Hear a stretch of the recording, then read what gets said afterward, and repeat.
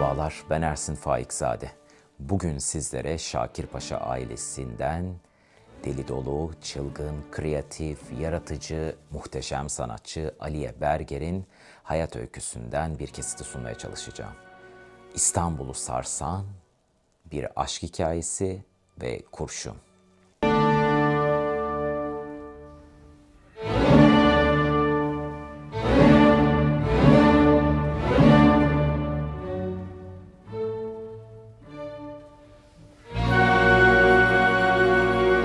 Yıl 1924.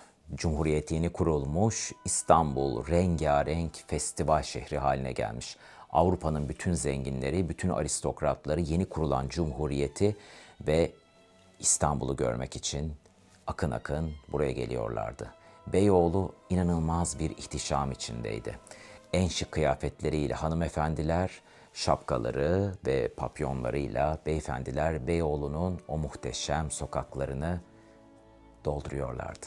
İşte böyle bir atmosferde Şakir Paşa'nın küçük kızı Aliye ne yazık ki bir aşka tutulacaktı. O yıllarda İstanbul'un aristokrat aileleri çocuklarına keman ve piyano dersleri aldırmak için adeta sıraya girmişlerdi. Ve ünlü hocalar çıkmıştı artık aralarında. Macaristan'dan Abdülhamit döneminde İstanbul'a gelmiş Karl Berger isminde muhteşem bir keman sanatçısı ismini inanılmaz duyurmuştu İstanbul sosyetik camiasında. Ve Şakir Paşa'nın da kızlarından Aliye'ye bir ders verilmesi gerekiyordu. Kendisi sıra dışıydı, çılgındı, sanatçıydı ve aklına estiği gibi yaşamayı seviyordu Aliye. Bugünlerde çok meşhur olan Şakir Paşa Ailesi dizisinde de küçük Aliye'nin o tavırlarını zaten izleyerek görüyoruz. Muhteşem bir senaryo yazmışlar. Dizide bunu birebir işliyorlar. Ve derken Karl Berger'le Aliye'yi tanıştırıyorlar. Aliye hocasına hayran kalıyor. İnanılmaz yakışıklı, gösterişli bir beyefendi.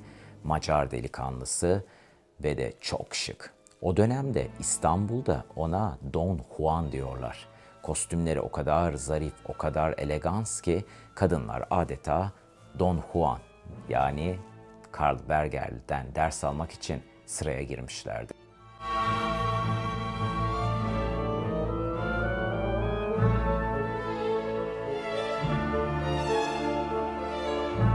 Aliye'miz de Karl Berger'den dersler alırken onun karizmasına kapıldı, gitti ve derin bir aşka girdi. Ama Karl Berger de ona karşı kayıtsız değildi. Ama şöyle bir şey vardı, Karl Berger çapkın bir beyefendiydi ve o dönemde İstanbul sosyetik camiasında çok tanınıyordu. Peşinde inanılmaz güzel hanımefendiler vardı. Aklı karışmış ve çapkınlıklarıyla artık dillere düşecekti.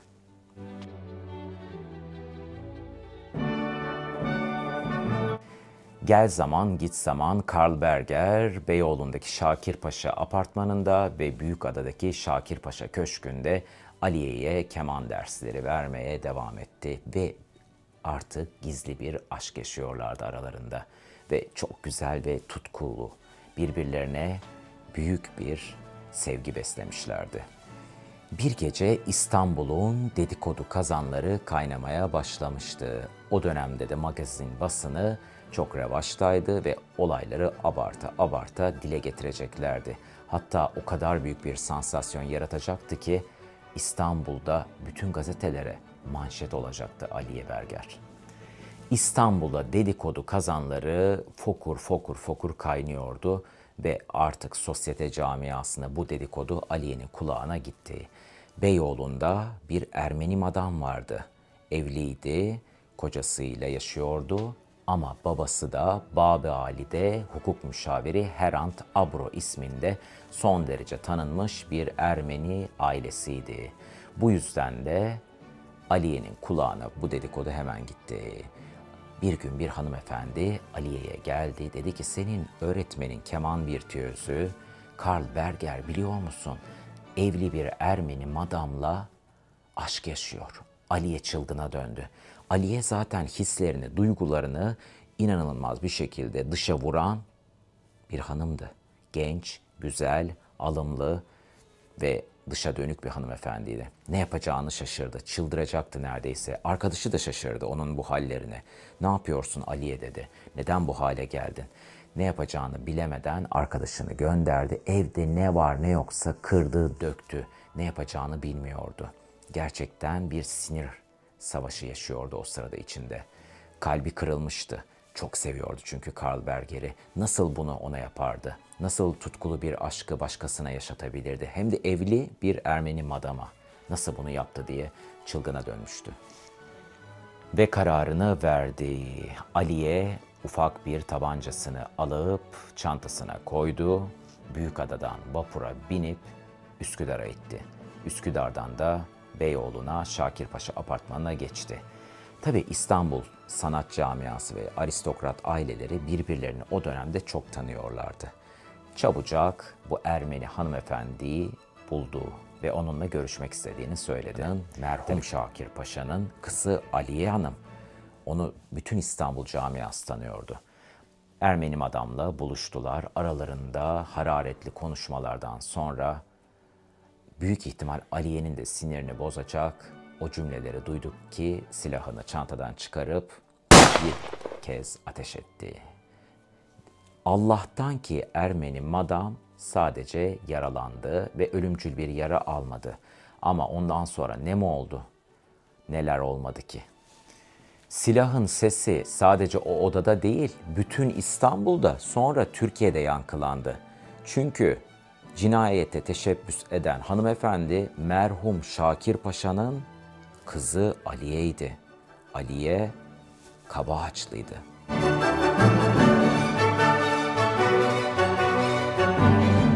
Aliye Berger günlerce dönemin gazetelerine manşet oldu.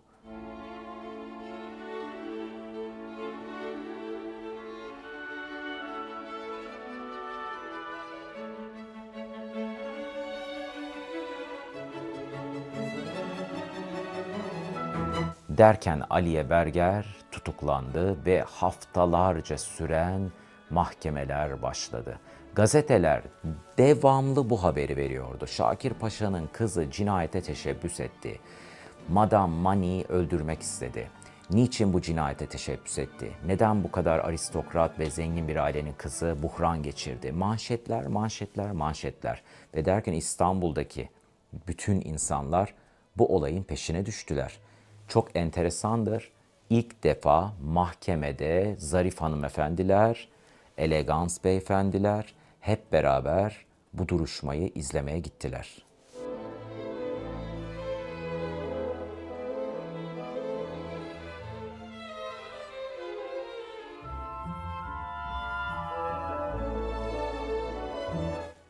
Mahkeme salonları insanlarla doldu. Sokaklar insanlarla doldu. Duruşmanın yapılacağı günlerde artık polis kortejleri yer alıyordu. İnsanlar akın akın salona girmek istiyorlar.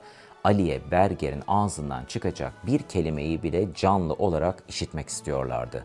Ve derken duruşmalardan birinde o aşık olduğu adam Macar keman sanatçısı Karl Berger salona getirildi. Ve Aliye lehine bir ifade verdi.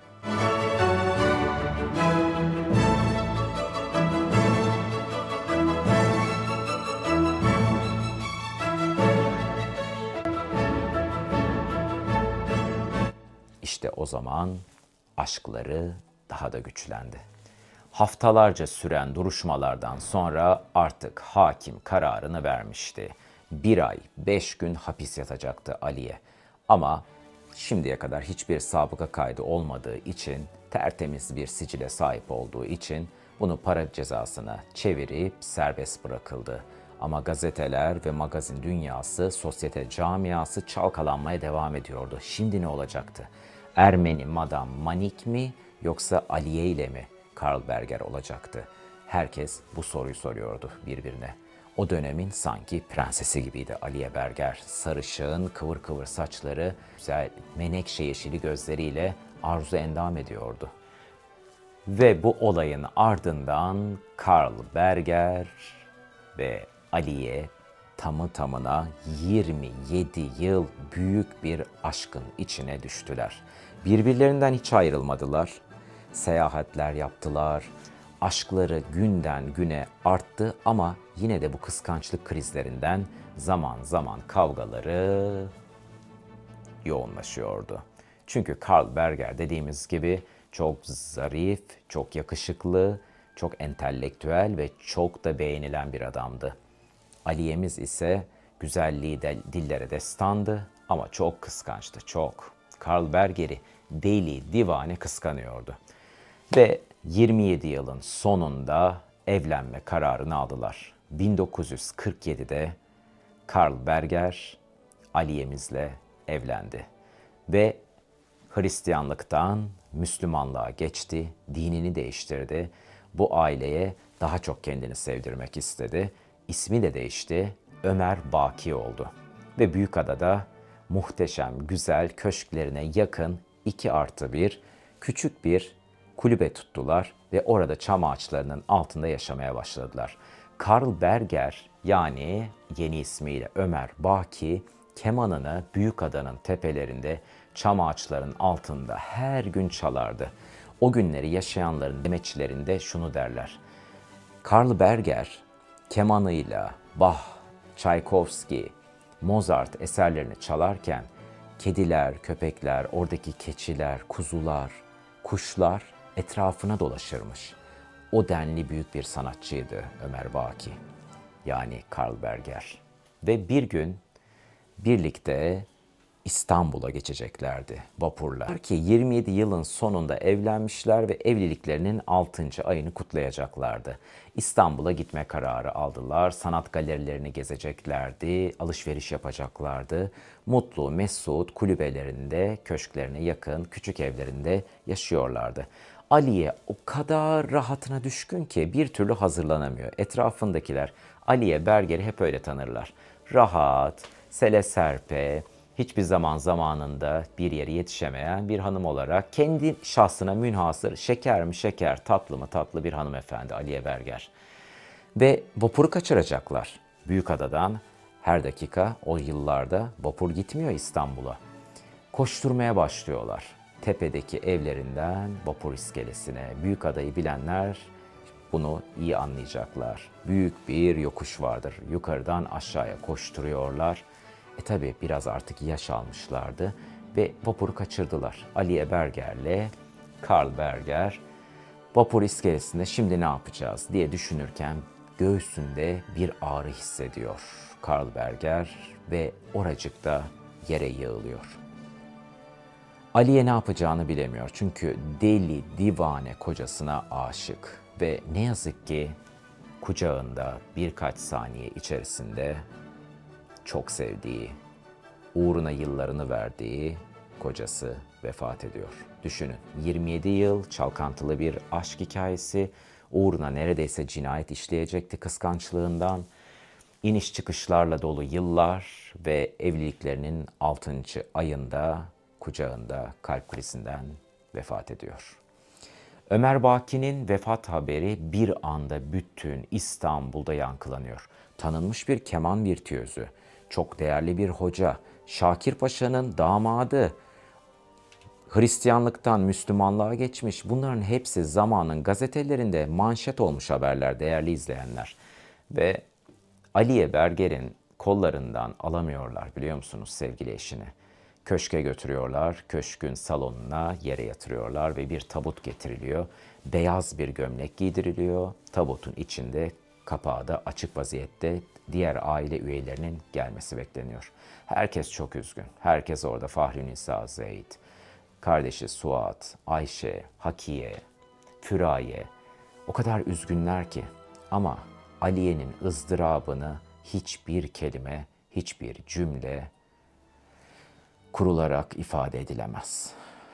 Elinde bir ayna tutuyor, devamlı ağzına ve burnuna tutuyor sevgili kocasının. Şimdi kalkacak, şimdi nefes alacak, şimdi ayağa kalkacak diye devamlı tekrarlıyor. Onun bu hallerini gören kız kardeşleri, yeğenleri Aliye teyzesinin durumuna çok üzülüyorlar. Saatlerce kocasının canlanacağını düşünüyor. Hatta sabaha kadar başında bekliyor. Ama nafile ki Karl Berger daha vapur iskelesinde hayatını kaybetmişti.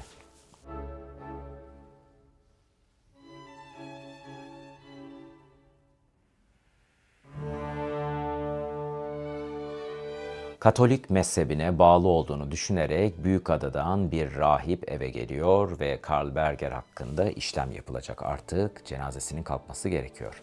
Aliye Berger çok sevdiği kocasının Müslümanlığı tercih ettiğini, Büyükada'daki Müslüman mezarlığında defnedileceğini rahibe söylüyor ve camiden bir hoca isteniyor. Cenaze namazı çok hüzünlü, gözyaşları içinde Aliye Berger'in çığlıkları, ızdırabı tuttuğu ağıtlar eşliğinde kılınıyor ve Büyükada'daki Müslüman mezarlığına defnediliyor. Daha sonra Aliye Berger kendisini o büyük çam ağaçların altında keman çalarak, piyano çalarak kocasını yad ediyor. O kadar üzülüyor, o kadar büyük ızdırap çekiyor ki bir yıl içinde çok kilo kaybediyor, zayıflıyor. Daha sonra kız kardeşleri onu önce Viyana'ya götürüyor, daha sonra da Londra'ya gidiyor ve işte o zaman içindeki o yaratıcı güç ortaya çıkıyor. Kocasına duyduğu büyük aşktan dolayı Türkiye'nin en büyük sanatçılarından biri oluyor Aliye Berger. Hatta dünyaca ünlü bir gravür sanatçısı oluyor. Yani İstanbul'u sarsan derin bir aşk hikayesi, bir kurşun, cinayete teşebbüs, muhteşem bir aşk ve hüzünlü bir finalle sonlanıyor. Bir dahaki bölümde Aliye Berger'in doğumundan vefatına, sanat hayatını, yaşamını sizlerle paylaşacağım. Ben Ersin Faikzade. Kanalıma gösterdiğiniz ilgiye sonsuz teşekkürler. Hoşça kalın.